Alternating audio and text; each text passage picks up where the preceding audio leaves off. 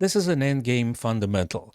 And good news is you can practice it yourselves on various chess platforms, leechess.org or chess.com. It's up to you guys, and probably there are others as well.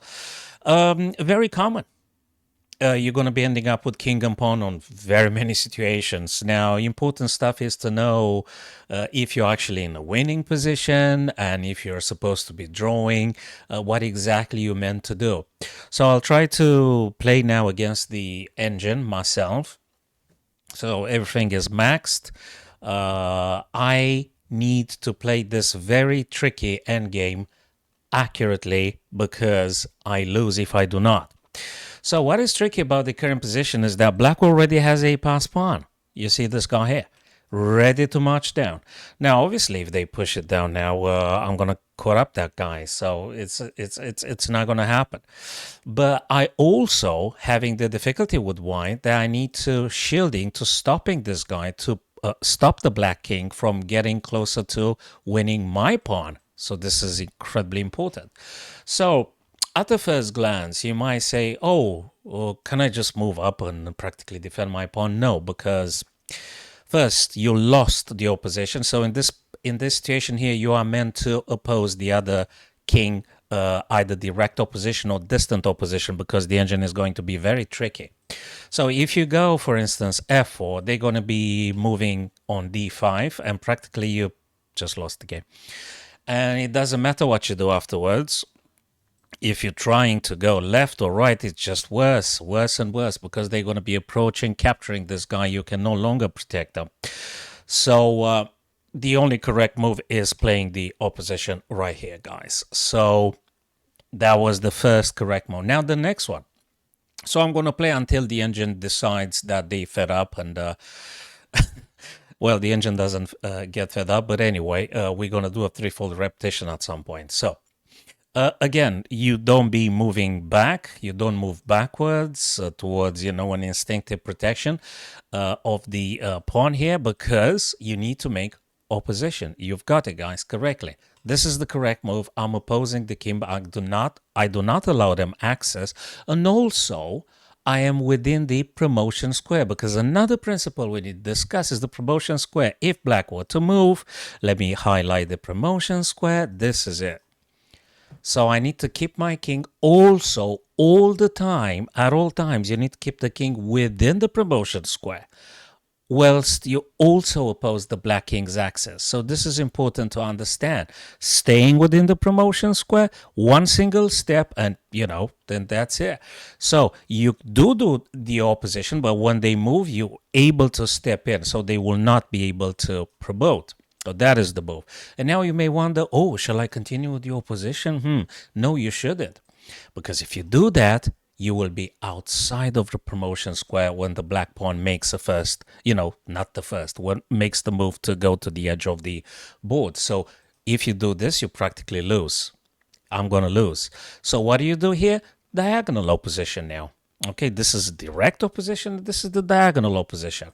So the idea being, I do not allow the black king to moving within my space and stuff. So let's have a look. What do I play now?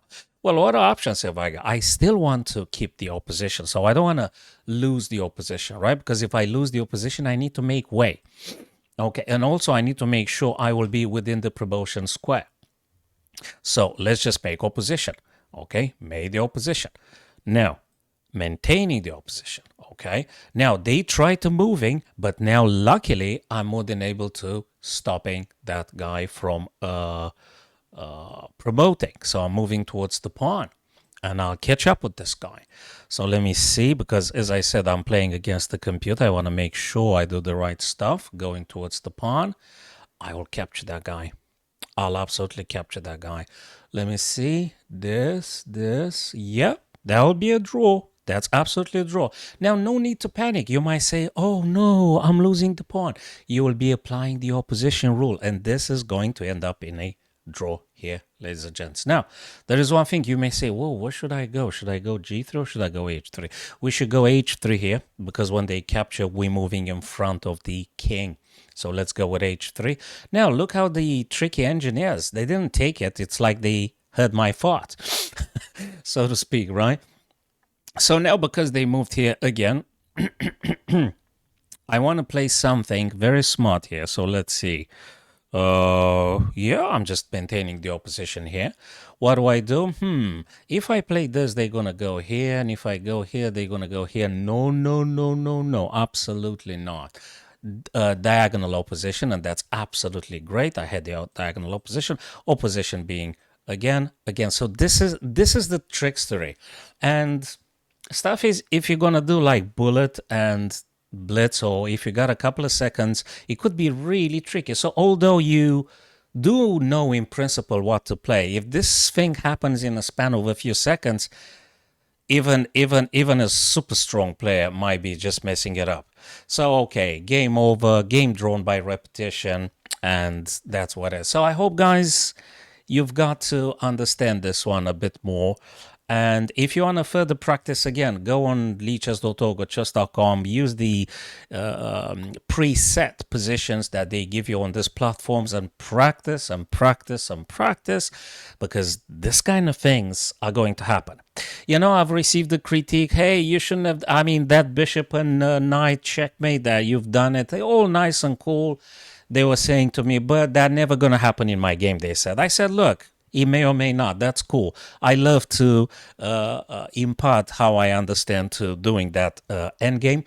But this one is a much more common occurrence. So be mindful, guys. This kind of stuff still has to be understood and practiced until you will be going, accurately into your endings and have no issue.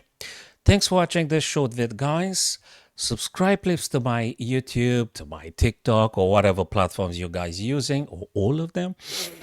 That'll be helping me as a creator, chess coach, and see you next time. Thank you, my friends.